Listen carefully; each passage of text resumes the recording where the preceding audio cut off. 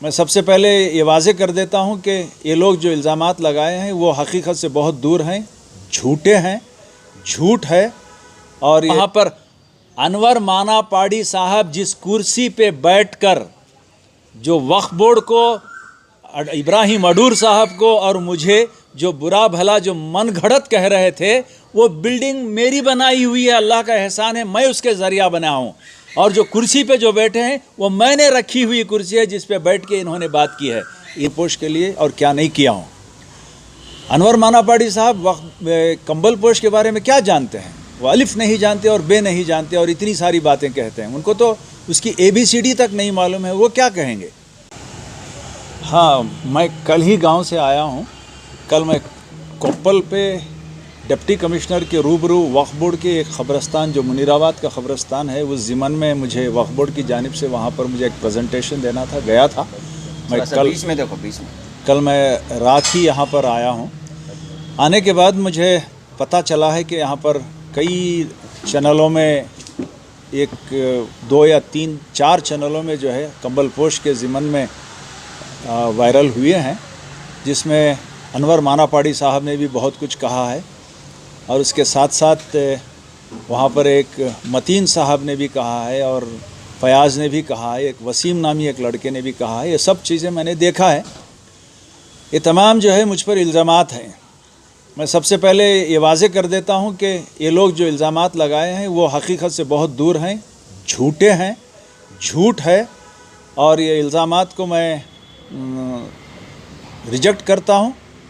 और कंबल पोश के बारे में अगर किसी को कुछ उसकी तारीख़ अगर जाननी है तो वो मैं उसके बाब खोल सकता हूँ, लेकिन क्योंकि इन्होंने मुझ पर चंद इल्ज़ामात लगाए हैं कि मैंने डॉक्यूमेंट्स नहीं दिए और पैसों का अकाउंट्स नहीं दिया, ये तमाम चीज़ों के लिए मुझे चाहिए कि मैं कुछ डॉक्यूमेंट्स इकट्ठा करूं।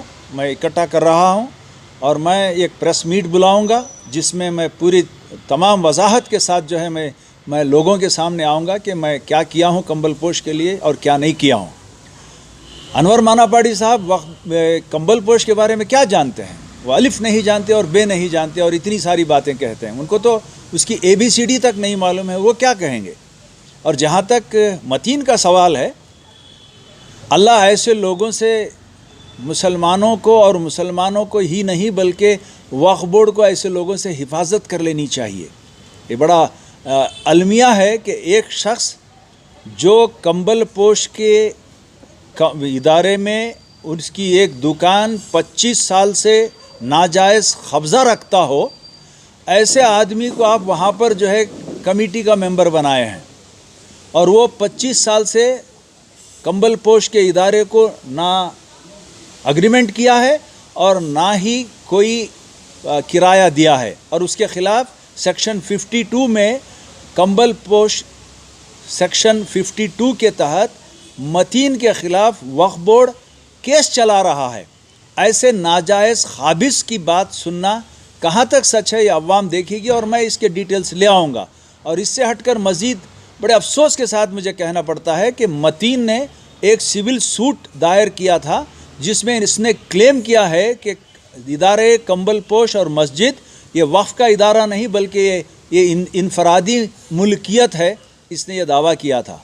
और बाकी के जो अशख़ास हैं जो साथ जो रहे हैं वो भी जो है उस कंबल पोश के दुकानदार हैं जिन्होंने सीधी तरीक़े से ना अग्रीमेंट किया है और ना ही ये किराया देते हैं। तो ऐसे लोगों की बातें, लोगों को मन घड़त, लोगों को झूठ बोलना, और लोग क्या उल्लू नहीं हैं, लोगों को मालूम है कि किस हद तक ये लोग वाबिस्ता हैं। ये तमाम चीज़ें मैं जो है जब मुझ पर इल्ज़ाम दिया गया है कि मैंने डॉक्यूमेंट्स नहीं दिए और मैं हिसाब किताब नहीं दिया, मैं सिर्फ़ 2 अल्फाज में उसको मैं वजाहत कर देता हूँ कि मैं आखिरी तारीख़ तक जब मैं वहाँ पर काम करता था, मार्च एंड तक, मेरी जितनी भी मेरा वक्फ़ा था और मेरी जो कमेटी थी वहाँ पर, कमेटी के दौरान जितने भी हमारे किताब थे ऑडिट हो चुके हैं, वक्फ बोर्ड से ऑडिट हो चुके हैं, ऑडिटर आए हैं और वक्फ बोर्ड से ऑडिट हो चुके हैं और मेरा कोई मिसअप्रोप्रिएशन, कोई रिपोर्ट नहीं किया गया है। एक चीज़ ये, और जहाँ तक मुझे डॉक्यूमेंट्स देने का सवाल है, ये अल्लाह का मुझ पे एहसान है कि अल्लाह ने मुझे ज़रिया बनाया इस कंबल पोश के लिए। कंबल पोश का इदारा 2008 में मैं वहाँ पे गया और 2014 तक वहाँ पर रहा। मैं स्क्रैप से एक चीज़ वहाँ पर नहीं थी, मैंने उसको बड़ा किया। मैंने उसको वहाँ पर उसके तमाम डॉक्यूमेंट्स जो है ना मैंने बनवाए हैं। पिछले कमेटी कोई डॉक्यूमेंट्स मुझे नहीं दी है। फिर उसके बाद बीच में एक कमेटी आई 1 साल के लिए। वो कमेटी को वो मतीन और दूसरे लोग कहते हैं कि मैंने उसको निकाला है। क्या लोगों को उल्लू बनाते हैं ये? मैं कौन हो सकता हूँ इसको निकालने के लिए? ये लोग बदज़मानी की, इन्होंने माल एडमिनिस्ट्रेशन किया, माल फंक्शनिंग की। तो वक्फ बोर्ड ने उस कमेटी को निकाल फेंक कर फिर दोबारा मुझे बुलाए हैं। और ये लोग भी जो है मुझे कोई डॉक्यूमेंट्स नहीं दिए।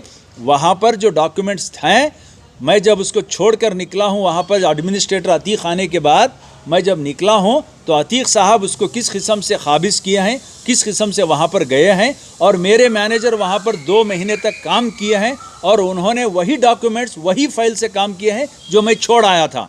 मैं हैंडओवर अपने हाथ से नहीं किया हूँ, मगर वो उन्हीं के पास थे और उन्हीं डॉक्यूमेंट से आज वो दफ्तर चल रहा है। मैं ना कोई डॉक्यूमेंट लेके घर वापस आया हूँ और ना ही वहाँ पर एक नया पैसा। मैं अपने ज़ाती पैसों से उस इदारे को मैंने तक़वियत दी है। आज मैं हूँ जो वो इदारा जो बदनाम था, जो बर्बाद था, उसको मेरी मेहनतों से मैंने वहाँ पर अनवर माना पाड़ी साहब जिस कुर्सी पे बैठकर जो वक्फ बोर्ड को, इब्राहिम अडूर साहब को और मुझे जो बुरा भला जो मन घड़त कह रहे थे, वो बिल्डिंग मेरी बनाई हुई है, अल्लाह का एहसान है, मैं उसके ज़रिया बना हूँ। और जो कुर्सी पे जो बैठे हैं वो मैंने रखी हुई कुर्सी है जिस पे बैठ के इन्होंने बात की है। इदारे का वहाँ पर कुछ नहीं था। उस इदारे को जो इम्प्रूव किया हूँ वो मैं किया हूँ।